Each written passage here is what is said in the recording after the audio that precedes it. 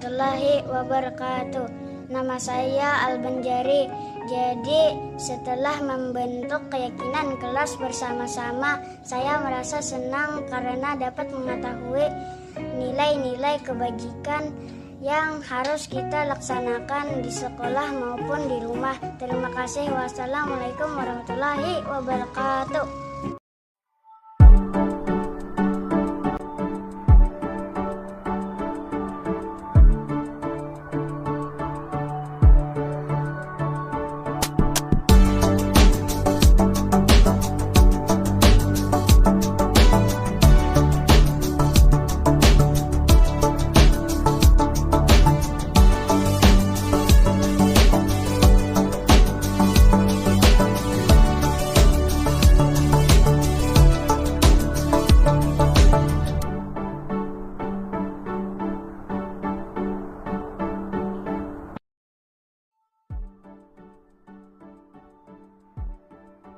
Siang Alban. Siang, Bu. Sudah sholat zuhur? Sudah. Alhamdulillah. Alban tahu tidak kenapa ibu panggil ke sini? Tidak tahu. Baik, begini Alban. Tadi saat ulangan di kelas, ibu melihat Alban sedang melihat jawaban temannya. Temannya di sebelah tadi namanya Husairi.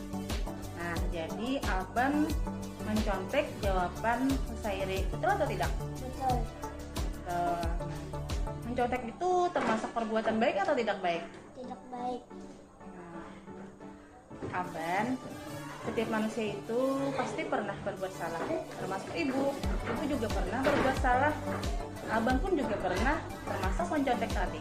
Mencontek tadi merupakan perbuatan yang salah.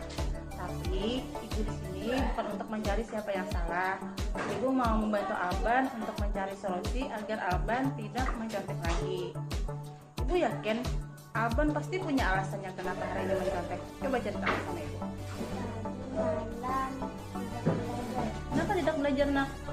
Pas nonton TV. Jadi karena keasikan nonton TV akhirnya tidak belajar. Terus tidak dapat mengerjakan soal. Nah, Alban masih ingat tidak keyakinan kelas yang kita buat pada awal pertemuan lalu? Apa itu keyakinan kelas kita? Ya, jujur dalam bertindak. Alban yakin jujur itu penting bagi diri kita. Yakin kalau jujur itu baik bagi kita? Baik. Kalau yakin, kira-kira apa yang akan Alban lakukan agar tidak mencontek lagi? Belajar bersungguh-sungguh. Ya, belajar sungguh-sungguh. Terus berusaha semampunya. Dan berdoa kepada Allah. Baik. Nah, belajar dengan sungguh-sungguh, berusaha semampunya, berdoa kepada Allah. Bagus itu Alban. Jadi Alban sudah tahu kan apa yang harus dilakukan? Kalau sudah tahu, kira-kira kapan akan memulainya? Sekarang. Baik, mulai sekarang Alban akan belajar sungguh-sungguh, berusaha dengan semampunya, dan berdoa kepada Allah. Alhamdulillah. Nah, bagus itu Alban. Ibu yakin Alban pasti bisa menjadi yang lebih baik lagi. Yakin bisa menjadi yang lebih baik? Oke.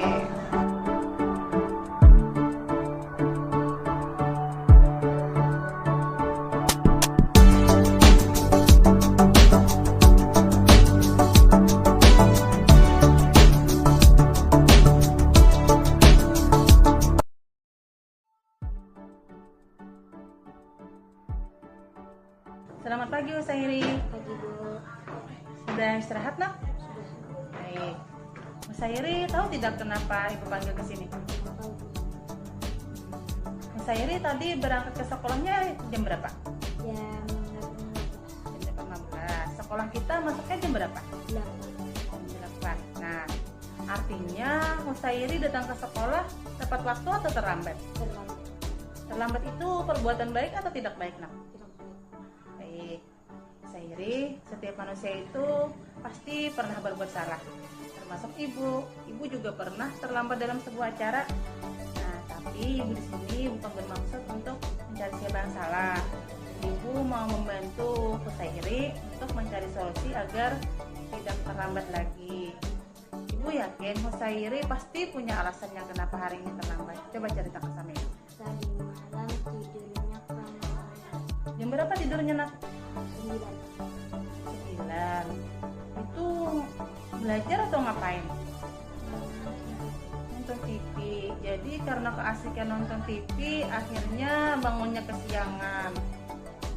Baik. Husairi masih ingat tidak keyakinan keras kita yang kita buat pada awal pertemuan lalu? Apa itu keyakinan keras kita? Disiplin dan tepat waktu.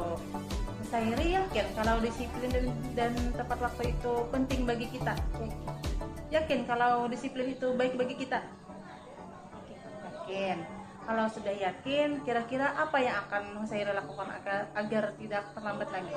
Tidur lebih awal. Ya, memasang alarm. Alarm. Iya. Tidur lebih awalnya jam berapa, Nak? 8. Jam 8, bagus. Tadi katanya memasang alarm. Memasang alarmnya itu kapan? Sebelum subuh. Ya, bagus Husairi, sebelum sholat subuh. Jadi Husairi juga bisa ikut melaksanakan sholat subuh. Nah, jadi Husairi sudah tahu kan apa yang harus dilakukan agar tidak terlambat lagi? Kalau sudah tahu, kapan akan memulainya? Sekarang. Baik, jadi mulai sekarang Husairi akan melakukan perubahan itu, yaitu dengan bangun lebih awal, tidur lebih awal, memasang alarm, begitu kan? Ya, bagus Husairi. Nah, Ibu yakin Husairi pasti bisa melakukannya. Yakin bisa? Oke, terima kasih Husairi. Warahmatullahi wabarakatuh. Nama saya Al-Banjari. Saya senang sekali melakukan praktik segitiga restorasi karena di sini saya diajarkan untuk mencari solusi dari masalah saya sendiri. Terima kasih. Wassalamualaikum warahmatullahi wabarakatuh. Assalamualaikum warahmatullahi wabarakatuh. Nama saya Husairi. Saya senang sekali diajak oleh Ibu Aina untuk mencari solusi dari masalah saya sendiri. Terima kasih. Wassalamualaikum warahmatullahi wabarakatuh.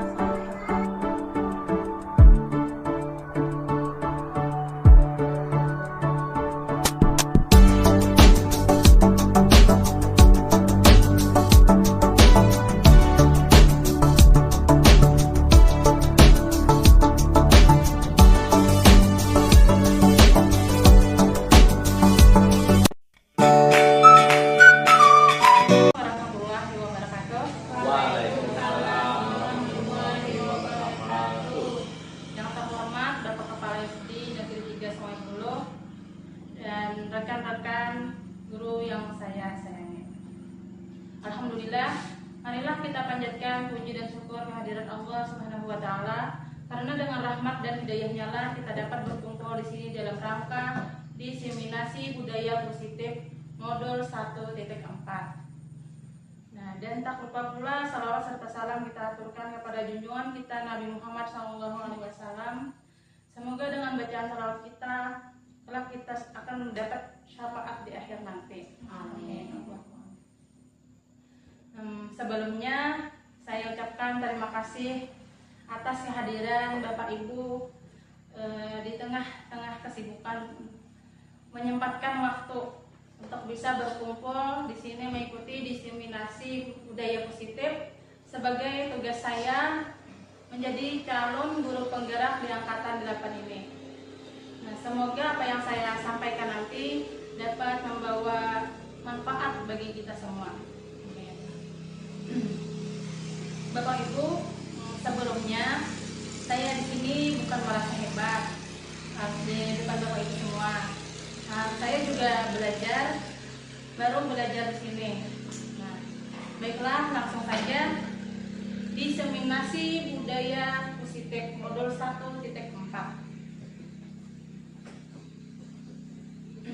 Bapak Ibu, mari kita belajar bersama, berkolaborasi, saling mendukung demi mewujudkan budaya positif di sekolah kita tercinta ini. Baik. Diseminasi budaya positif. Nah, Sebelumnya saya ingin bertanya dahulu, kira-kira menurut Bapak Ibu apa itu budaya? Kira-kira apa ya budaya? Ya, benar Ibu. Budaya adalah kebiasaan. Kebiasaan kita seperti kebiasaan setiap hari.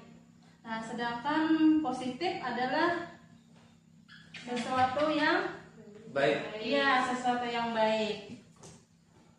Jadi, budaya positif adalah suatu pembiasaan yang baik. Nah, di dalamnya mengandung budaya positif adalah suatu pembiasaan yang bernilai positif. Di dalamnya mengandung sejumlah kegiatan yang mampu menumbuhkan karakter murid sesuai dengan profil pelajar Pancasila. Selanjutnya, budaya positif akan terwujud apabila kita sebagai warga sekolah mampu menciptakan lingkungan positif dan saling belajar, saling mendukung, dan berkolaborasi untuk menciptakan karakter serta kebiasaan yang baik. Nah, ternyata Bapak Ibu, di sekolah kita ini sudah ada contoh budaya positif. Ternyata di sekolah kita sudah ada membiasakan budaya positif di sekolah ini. Contohnya seperti sholat duha berjamaah. Nah, terus membaca doa sebelum dan sesudah belajar, gotong royong membersihkan kelas, terus membiasakan bersalaman sebelum dan sesudah pulang sekolah. Nah, lanjut. Apa saja yang akan kita pelajari pada modul budaya positif? Yang pertama, perubahan paradigma belajar. Yang kedua, disiplin positif. Yang ketiga, motivasi perilaku manusia. Yang keempat, keyakinan kelas. Kelima, kebutuhan dasar manusia. 6, 5 posisi kontrol. Dan yang terakhir adalah segitiga restitusi. Selanjutnya,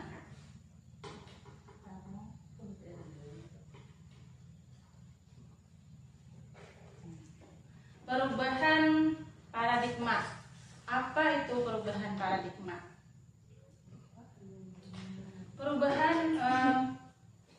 Pembelajaran dengan paradigma baru. Pembelajaran dengan paradigma baru itu dilakukan berdasarkan prinsip pembelajaran yang berdiferensiasi, sehingga setiap siswa belajar dengan kebutuhan dari tahap perkembangannya untuk mewujudkan profil pelajar Pancasila. Nah, apa yang berubah dari paradigma belajar? Yang pertama, mengubah pembelajaran yang berpusat pada siswa, yang biasanya kita belajar berpusat pada guru atau teacher center. Nah, sekarang kan berubah agar berpusat pada siswa. Terus yang kedua, menghargai perbedaan dan karakteristik siswa. Yang ketiga, menciptakan pembelajaran yang menarik dan menyenangkan. Keempat, menyadari guru bukan satu-satunya sumber belajar. Nah, jadi kan anak-anak nantinya bisa mengambil sumber belajar dari internet, misalkan ada dari sumber lain, misalkan dari alam. Nah, terus menuntun siswa dengan minat dan bakatnya sesuai kodrat alam dan zamannya. Lanjut. Disiplin positif. Nah, apa itu disiplin positif? Disiplin positif. Kebanyakan orang mengaitkan disiplin dengan tata tertib, teratur, dan kepatuhan pada peraturan. Dalam budaya kita, makna kata disiplin dimaknai dimaknai menjadi sesuatu yang dilakukan seseorang pada orang lain untuk mendapatkan kepatuhan. Ketiga, yaitu untuk menjadi orang yang mereka inginkan. Itu berasal dari nilai-nilai kebajikan intrinsik mereka sendiri. Nah, terus selanjutnya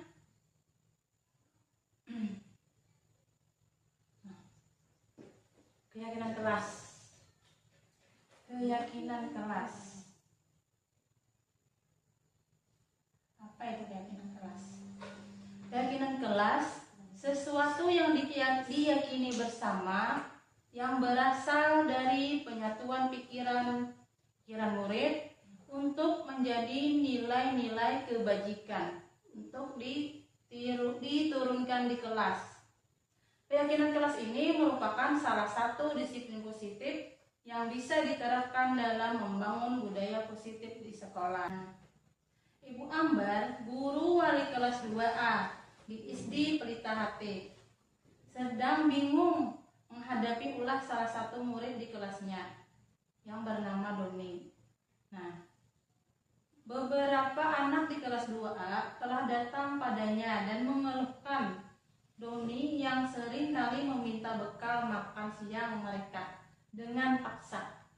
Nah, jadi si Doni ini suka mengambil makanan teman-temannya secara paksa. Nah, jika Anda menghadapi situasi seperti Ibu Ambar, apa yang akan Anda lakukan? Menurut Anda kira-kira apa alasan Doni melakukan hal itu? Nah, jadi Bapak Ibu, kira-kira apa ya alasan Doni melakukan hal itu? Ada yang bisa menjawabkan? Mungkin uang bekalnya kurang. Ya, mungkin bekalnya kurang. Terus tidak makan. Ya, lapar. Ya, mungkin dia tidak sarapan. Gimana? Tidak sempat? Ya, tidak sempat sarapan, bisa ibunya tidak membuatkan kurangnya sarapan. orang tua.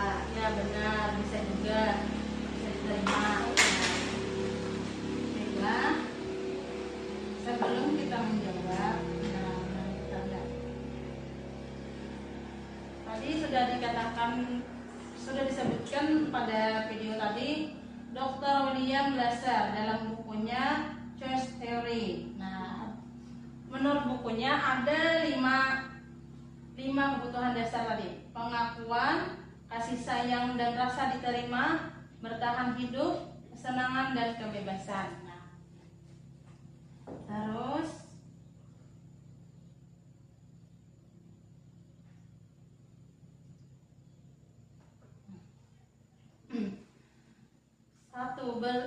kebutuhan bertahan hidup. Kebutuhan bertahan hidup atau survival adalah kebutuhan yang bersifat fisiologis. Untuk bertahan hidup, misalnya kebutuhan kesehatan, rumah, dan makanan. Kebutuhan biologis sebagai bagian dari proses reproduksi, termasuk kebutuhan untuk tetap bertahan hidup. Komponen psikologis pada kebutuhan ini meliputi kebutuhan akan rasa aman. Nah, kalau merujuk pada kasus Ibu Ambar tadi, apabila jawaban Doni itu ketika ditanya oleh Ibu Ambar adalah karena ia lapar dan orang tuanya tidak memberikannya bekal, maka kebutuhan dasar yang sedang Doni penuhi itu adalah kebutuhan bertahan hidup. Benar, Bapak Ibu. Selanjutnya,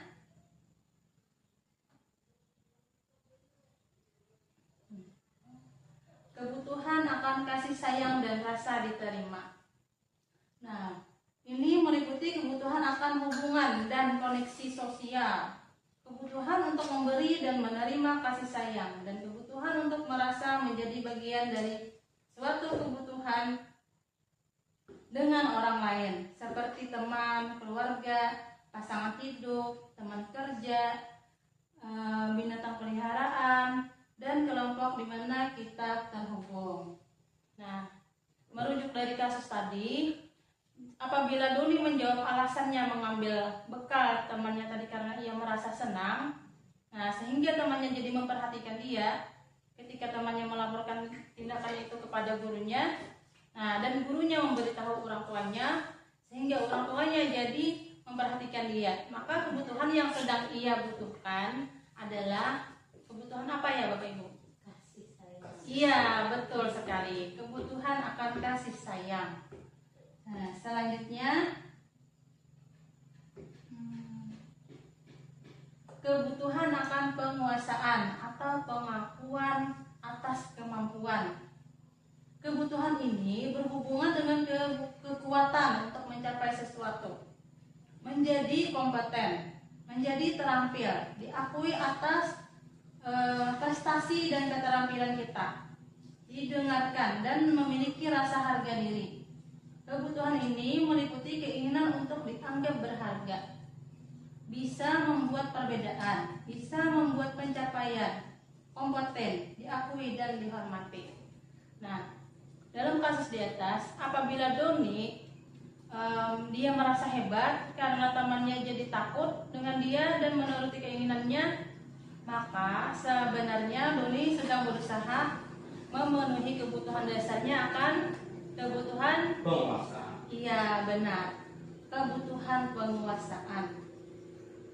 Nah, selanjutnya yang keempat, kebutuhan akan kebebasan atau kebutuhan akan pilihan. Kebutuhan untuk bebas adalah kebutuhan akan kemandirian, otonomi, memiliki pilihan dan mampu mengendalikan arah hidup seseorang. Anak-anak dengan kebutuhan kebebasan yang tinggi menginginkan pilihan. Mereka perlu banyak bergerak, suka mencoba-coba, tidak terlalu terpengaruh orang lain, dan senang mencoba hal baru yang menarik. Nah, bila jawaban Doni dalam kasus di atas adalah dia merasa bosan dengan bekal makanan yang dibawakan ibunya dari rumah, karena ibunya selalu membawakan bekal yang sama. Oleh karena itu, dia ingin mencoba makanan teman-temannya yang beraneka ragam. Berarti Doni sedang ingin memenuhi kebutuhannya dalam hal Kebebasan. iya benar, dalam hal kebebasan. Iya, sangat menarik sekali ya. Yang terakhir, kebutuhan kesenangan atau untuk merasa senang. Kebutuhan untuk mencari kesenangan, bermain dan tertawa.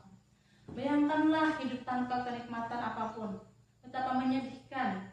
Anak-anak dengan kebutuhan dasar kesenangan yang tinggi biasanya ingin menikmati apa yang dilakukan. Nah, dalam kasus Doni tadi, apabila Doni menjawab bahwa ia melakukannya karena iseng saja dan ia menikmati ekspresi wajah teman-temannya yang kesal, nah, karena diambil makanan olehnya tadi dan menurut dia ekspresi teman-temannya itu adalah lucu, nah, maka jawaban Doni berarti dia sedang berusaha memenuhi kebutuhan akan kesenangan. Nah, bagus Bapak Ibu. Ya.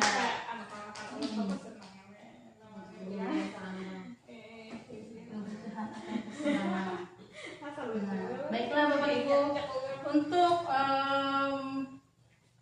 kita sebentar ice breaking dulu ya. Untuk apa ya nih, peregangan otot kita agar tidak mengantuk. Nih ada yang ngantuk sepertinya. Ya, mari kita ice breaking dulu. Yang mana ya? Tunggu ya. Nah, coba ya. Nah, di sini. Nah, sebelumnya silakan Bapak Ibu untuk berdiri dulu di tempatnya masing-masing. Nah, biar ada jarak. Tidak apa-apa, tidak ada jarak. Di sini kita disuruh untuk ada jarak dulu.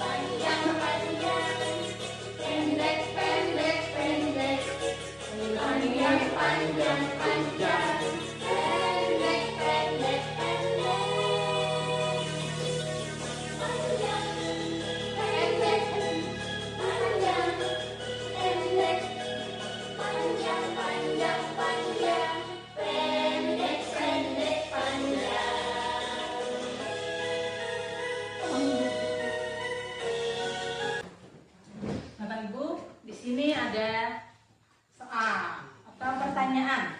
Pertanyaan lagi. Dinda, seorang anak kelas 3 SD, begitu tiba di rumah sepulang dari sekolah, menangis dan mengadu pada ibunya bahwa dia benci pada Ibu Rani, gurunya. Nah, menurut Bapak Ibu, kebutuhan apa yang berusaha dipenuhi oleh Dinda jika jawabannya seperti ini? Ibu guru tidak menyapaku, padahal aku hari ini pakai jepit rambut baru. Nah, menurut Bapak Ibu, itu kebutuhan apa yang ingin dipenuhi oleh Dinda? Pengakuan. Kebutuhan pengakuan. Ada yang lain? Senang. Senang di Kesenangan. kasih sayang. Kebutuhan kasih sayang. Ibu guru tidak menyapaku hari ini, padahal aku pakai jepit rambut baru. Nah, berarti Dinda sedang ingin memenuhi kebutuhannya akan kesenangan atau kasih sayang. Coba, ya, coba kita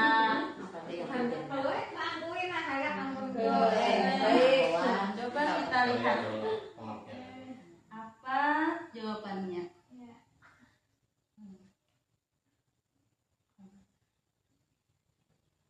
Nah, kasih sayang dan rasa diterima.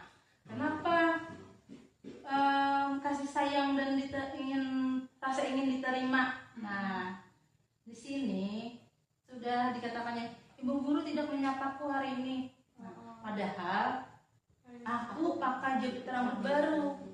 Nah, kasih sayang sepertinya ibunya tidak kurang memperhatikan Dinda. Terus tadi ya bisa. Terus kasih sayang dan pengakuan, kasih sayang dan rasa ingin diterima. Ya, satu. Ya. Terus, nah, sekarang apabila jawaban Dinda, aku bosan, masa belajarnya cuma gitu-gitu aja, dengerin ibu guru aja. Kira-kira menurut Bapak Ibu apa ya yang ingin dipenuhi oleh Dinda? Bosan loh, senang ini lawannya. Aku bosan. Masa belajarnya cuma senang gitu juga aja, ya. dengerin Senang ibu gitu. guru aja. Kesenangan. Jadi jawabannya menurut Bapak Ibu kebebasan atau kesenangan? Senang bisa menurut Allah. Coba kita lihat apakah kebebasan atau kesenangan. Ya, benar Bapak Ibu.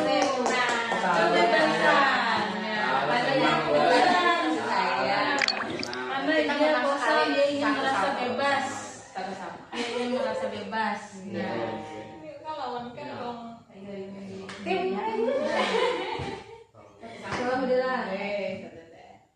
lanjut Bapak Ibu. 5 posisi kontrol dan segitiga restitusi. 5.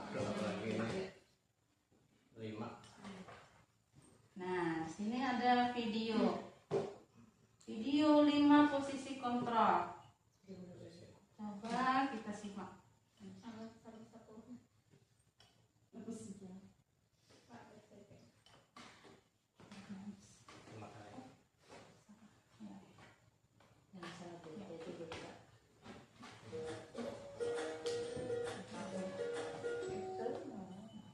Salam bahagia Ibu dan Bapak Guru hebat.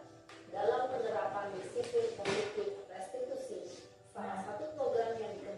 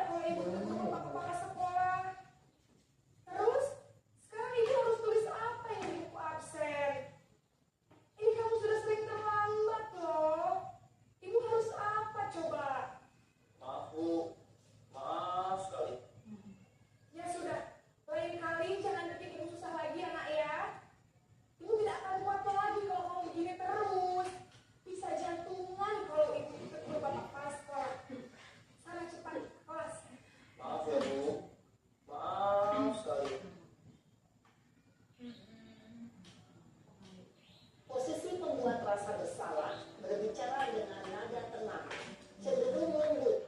Namun kata-kata yang diutarakan membuat murid merasa menjadi yang gagal, memandang dirinya sendiri, merasa tidak Ini berharga, lebih membahayakan dari yang posisi bersalah, membuat anak merasa tertekan. Sisi pembuat rasa bersalah, murid akan menganggap dirinya yang bersalah dan ia akan menyimpan emosi negatif tersebut di dalam dirinya.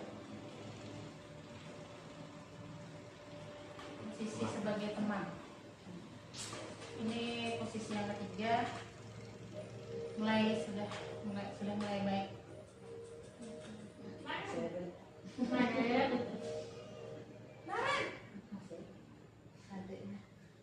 Adanya tetap sama. Kata-katanya. Wah, sudah jam berapa ini, Nak? Selamat lagi ya, sayang. Ada posisi sebagai teman. Habis ibu saya lupa bangunkan saya, Bu. Kamu malah menyalahkan ibu kamu. Kamu bukannya anak yang larinya paling kencang. Kok terlambat sih? Iya, Bu. Saya memang terlambat bangun tadi. Jadi, biarpun saya lari kencang, tetap nggak kesenja, Bu. Ya sudah sana. Nanti lain kali larinya lebih kencang lagi ya.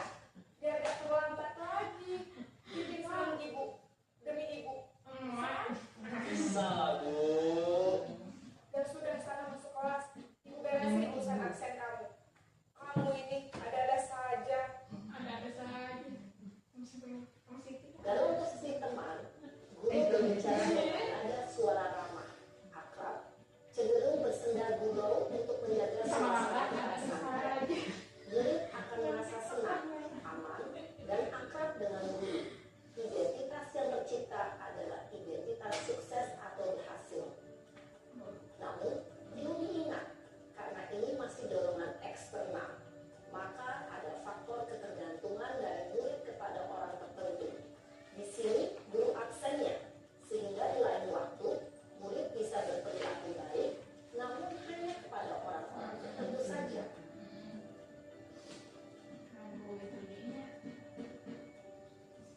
Posisi pemantau atau monitor sedikit lebih baik dari posisi teman.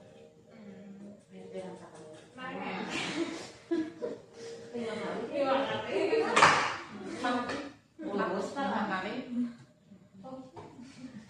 Selamat pagi, Bu. Naren, apa peraturan sekolah kita tentang jam berapa kita harus masuk sekolah, Nak? Kita harus di sekolah jam 7, Bu. Iya betul. Sekarang sudah jam 7.20. Naren sudah tahu konsekuensi Ekspresi sudah mulai terlihat serius. Saya harus tinggal kelas pas jam istirahat selama 20 menit. Ya benar, konsekuensinya demikian. Jadi nanti jam 9.30 pas istirahat, kamu harus tinggal di kelas, kerjakan tugas tambahan untuk ketertinggalan kamu, ya? Baik, Bu. Posisi pemantau mengandalkan penghitungan atau data untuk mengontrol murid. Guru mengarahkan murid berdasarkan peraturan dan konsekuensi. Seorang pemantau menunjukkan bahasa tubuh dan ekspresi wajah yang datar dan cenderung formal.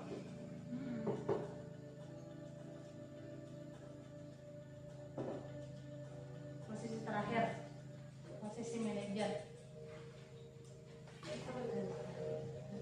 Kasih data pesan.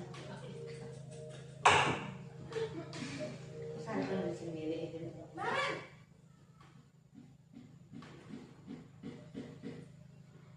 Selamat pagi, Bu. Selamat pagi, Naren. Maaf, Bu.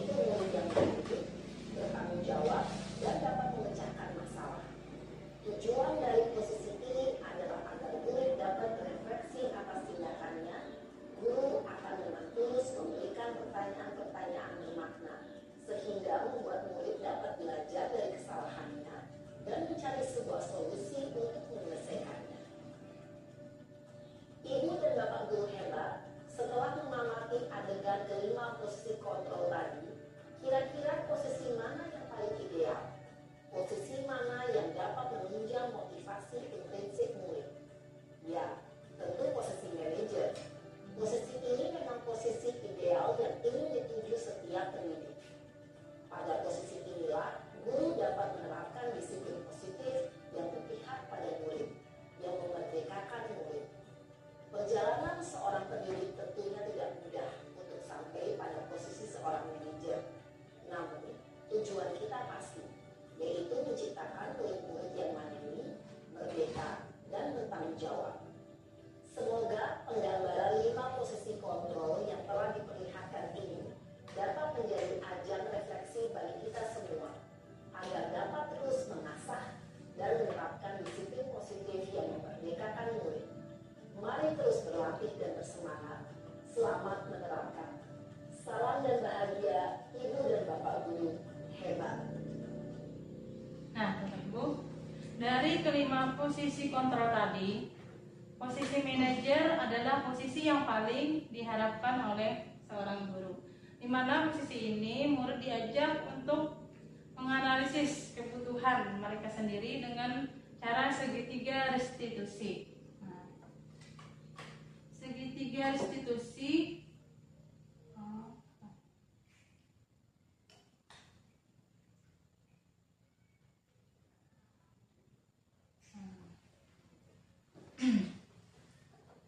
ya, kembali ke 5 posisi kontrol tadi. Nah, tadi ada posisi penghukum, pembuat rasa bersalah, teman, pemantau, dan manajer. Posisi penghukum biasanya guru itu berbuat menghardik seperti yang dikatakan di video tadi, menunjuk-nunjuk, menyakiti, menyindir. Nah, biasanya itu guru berkata, kalau kamu tidak melakukan, saya akan apa? Misalnya saya akan hukum kamu. Lari 10 kali keliling lapangan. Sedangkan di posisi pembuat merasa bersalah, guru itu biasanya berbuat seperti berceramah, menunjukkan kekecewaan, terus biasanya berkata, kamu sudah mengecewakan ibu bapak. Nah, biasanya seperti itu. Di posisi teman, biasanya guru membuatkan alasan-alasan untuk murid-muridnya. Nah, terus biasanya berkata, kamu sudah lakukan demi ibu ya, lakukan demi bapak ibu ya, seperti itu. Nah, di posisi pemantau, guru berbuat itu menghitung waktu atau menghitung serta mengukur berdasarkan pengukuran. Nah, biasanya berkata, apa peraturannya, apa konsekuensinya, apa yang telah kamu lakukan, apa yang terjadi sekarang. Nah, biasanya itu mempertimbangkan waktu atau pengukuran serta ada konsekuensinya. Di posisi manajer, nah di sini guru itu bersikap mengajukan pertanyaan-pertanyaan, biasanya berkata, apa yang kita yakini? Apa kamu meyakini hal tersebut? Nah, terus kalau kamu memperbaikinya, kalau kami memperbaikinya, jadi kira-kira hal tersebut akan menggambarkan apa tentang dirimu? Nah, itu biasanya yang ada di posisi manajer. Lanjut ke segitiga restitusi. Nah, materi selanjutnya, segitiga restitusi merupakan suatu proses menciptakan kondisi bagi murid untuk memperbaiki kesalahan mereka, sehingga mereka bisa kembali pada kelompok mereka dengan karakter yang lebih kuat. Melalui restitusi, guru dapat membantu murid menjadi lebih memiliki tujuan, disiplin positif, serta memulihkan dirinya setelah melakukan kesalahan. Nah, guru juga dapat membantu murid untuk jujur dan mengevaluasi dari dampak dari kesalahan yang dilakukannya. Biasanya segitiga restitusi ini dilakukan oleh guru di posisi manajer.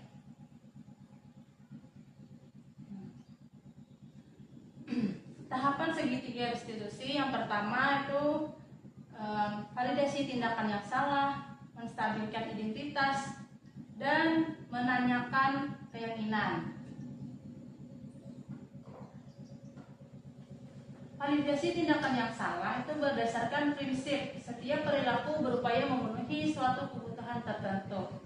Guru akan bergeser dari pemikiran stimulus respon menjadi proaktif, mengenali dan mengakui kebutuhan murid. Nah, selanjutnya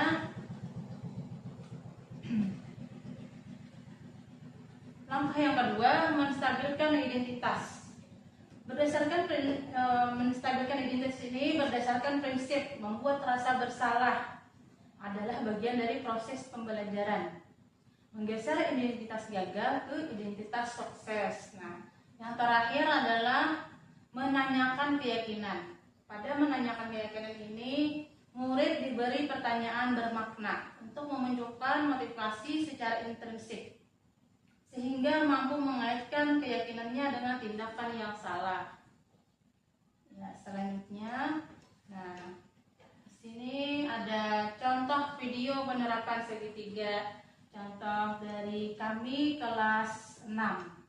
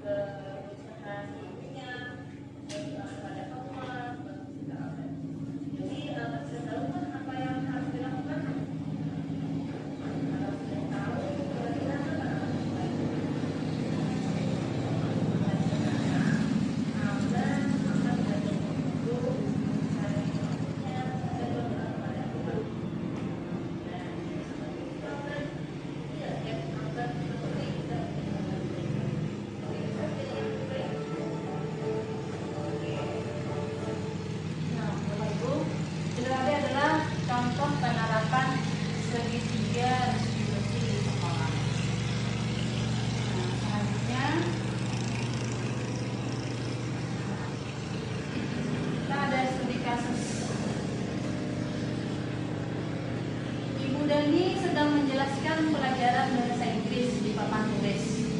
Namun beliau memperhatikan bahwa Fajar malah tidur-tiduran dan tampak acuh-acuh pada pelajarannya. Fajar, coba dong tanya mau tidak? Maju ke depan, kerjakan di papan tulis. Fajar pun tampak malas-malasan maju ke depan. Dan sesampai di depan papan tulis, Fajar hanya diam terpaku sambil memegang buku bahasa Inggrisnya dan memainkan sepeda di tangannya. Ayo Fajar, makannya jangan tidur-tiduran. Lain kali perhatikan. Sudah sana duduk kembali. Nah, pertanyaannya, oh belum, masih ada lanjutannya. Fajar pun kembali duduk di bangkunya. Hal seperti ini sudah seringkali terjadi pada Fajar. Seperti tidak memperhatikan, acuh tak acuh, dan nilai-nilainya pun tidak terlalu baik untuk pelajaran bahasa Inggris. Pada saat ditegur oleh Ibu Dani, Fajar hanya menjawab, "Tidak tahu Bu." Nah, Ibu Dani pun menjawab lirik, "Gimana kamu Fajar? Kamu tidak kasihan ya sama Ibu? Ibu sudah capek-capek mengajarkan kamu. Tidak kasihan ya sama Ibu?" Dan Fajar pun diam membisu. Selanjutnya, pertanyaan pertama. Posisi kontrol apa yang sedang diambil oleh Ibu Dani dalam pendekatannya kepada Fajar? Menurut Bapak Ibu, kira-kira posisi apa? Posisi rasa bersalah. Posisi membuat rasa bersalah. Ada lagi Bapak Ibu? Selain posisi rasa bersalah, ya, ada pendapat lain? Tadi kata-katanya Fajar coba jawab, bukan. Tadi ada, ayo Fajar, makanya jangan tidur-tiduran. Dan kali perhatikan, sudah sana duduk kembali. Teman. Nah, Posisi coba teman. posisi teman. Coba kita lihat. Tadi posisi teman sama posisi rasa bersalah. Coba. Ya, Posisi teman dan posisi sebagai pembuat rasa bersalah. Pertanyaan yang kedua. Membaca sikap Fajar, kira-kira kebutuhan apa yang diperlukan oleh Fajar? Tadi Fajar hanya malas-malasan karena dia tidak bisa bahasa Inggris. Apa ya? Tadi kan ada 5 kebutuhan. Kebutuhan dasar, kebutuhan akan kesenangan, kebutuhan akan kasih sayang, terus ada kebutuhan penguasaan, dan kebutuhan kesenangan. Kira-kira kebutuhan apa yang diperlukan oleh Fajar? Kasih sayang. Bisa aja penguasaannya ada di situ. Kasih sayang. Kasih sayang. Kasih sayang guru. Jadi Fajar kurang kasih sayang sama Dari guru. dari guru. Dari Emosian gurunya. gurunya. Kayaknya.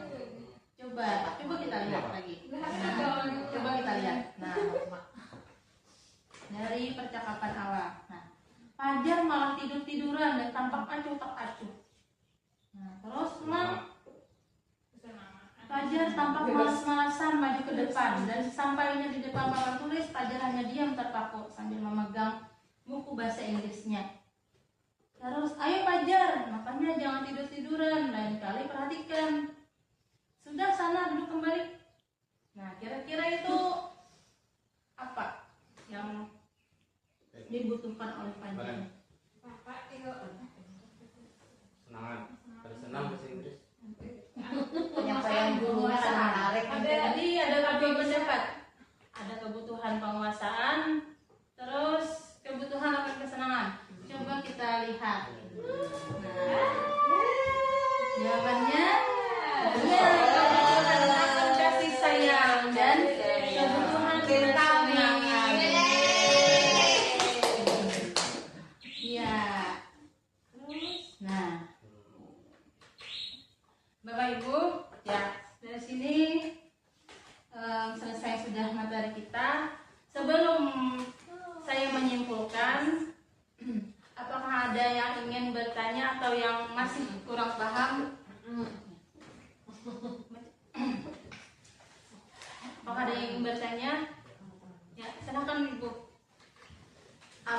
perbedaan keyakinan kelas dengan kesepakatan kelas. Wah, baik. Terima kasih Ibu tanggapannya. Sangat pertanyaan yang sangat bagus sekali.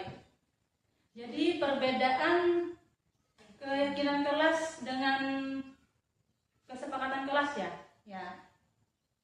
Kesepakatan kelas itu disusun dan dikembangkan bersama-sama antara guru dan murid. Nah, jadi kesepakatan kelas yang telah dibuat bersama tadi akan menuntun nilai-nilai positif yang akan berujung pada keyakinan kelas.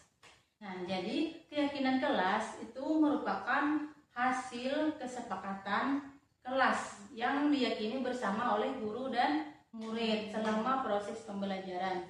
Jadi kesepakatan dulu, baru ada keyakinan kelas. Nah, bagaimana Ibu Rahmi? Apakah sudah bisa dimengerti? Ya. Apakah ada pertanyaan lagi? Bapak Ibu sudah paham, sudah cukup. Baik.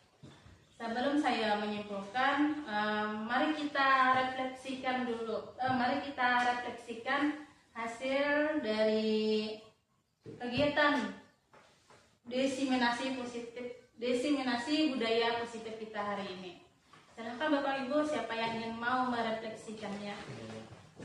Terima kasih saya ucapkan kepada Ibu Noraina sebagai calon guru penggerak. Ya, silakan Bapak. Kegiatan hari ini, diseminasi hari ini yang temanya budaya positif tadi, banyak hal positif tentunya yang kita peroleh untuk kita semua di sini. Banyak hal-hal baru tentang istilah dunia pendidikan yang bisa kita dapatkan di sini. Nah, seperti apa tadi yang dapat saya tangkap, mulai dari perubahan paradigma belajar, ada disiplin positif, motivasi perilaku manusia, membuat keyakinan kelas, kebutuhan dasar manusia, 5 potensi kontrol, dan penerapan segitiga restitusi. Nah, begitu banyak ilmu yang sudah kita dapatkan hari ini. Nah, semoga kita semua dapat menerapkannya sehingga kita dapat menciptakan budaya positif di sekolah tercinta ini. Sekali lagi saya ucapkan terima kasih kepada Ibu Aina. Semoga sukses menjadi guru penggerak. Ya, terima kasih kembali saya ucapkan kepada Bapak atas perhatiannya. Nah, sekarang lanjut ke tahap berikutnya, kesimpulan. Jadi kesimpulan kita hari ini dari kegiatan aksi nyata di diseminasi budaya positif ini akan menuntun peserta didik dan seluruh warga sekolah untuk membangun budaya dan lingkungan positif melalui kolaborasi dan sinergitas yang solid dan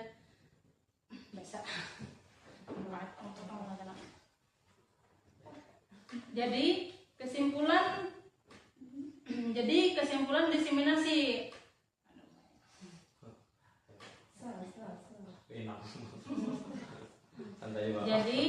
kesimpulan kegiatan kita hari ini dari kegiatan aksi nyata diseminasi budaya positif akan menuntun peserta didik dan seluruh warga sekolah untuk membangun budaya dan lingkungan positif melalui kolaborasi dan sinergitas yang solid dari semua warga sekolah. Nah, Bapak Ibu, kiranya hanya ini yang dapat saya sampaikan. Semoga apa yang saya sampaikan tadi dapat bermanfaat bagi kita semua. Terima kasih atas perhatiannya. Apabila ada kesalahan atau salah kata, saya mohon maaf. Saya hanya manusia biasa. Saya akhiri. Wassalamualaikum warahmatullahi wabarakatuh. Waalaikumsalam warahmatullahi wabarakatuh. Warahmatullahi wabarakatuh. Saya Mursalin Rusadi, Kepala Sekolah SD Negeri 3 Sungai Buloh, tempat Ibu Noraina mengajar. Saya bangga dengan guru-guru di SD Negeri 3 Sungai Buloh yang memiliki etos kerja yang tinggi, khususnya kepada Ibu Noraina yang masuk menjadi guru penggerak. Diseminasi yang telah dilakukan Ibu Noraina sangat bagus dan akan menjadi motivasi, menjadi contoh guru-guru di SD Negeri 3 Sungai Buloh sehingga kita dapat menerapkan budaya positif di sekolah yang mampu menumbuhkan karakter murid sesuai dengan profil pelajar Pancasila. Demikian yang dapat saya sampaikan. Selamat kepada Ibu Nuraina yang telah melaksanakan diseminasi dengan baik. Sukses terus. Wassalamualaikum warahmatullahi wabarakatuh.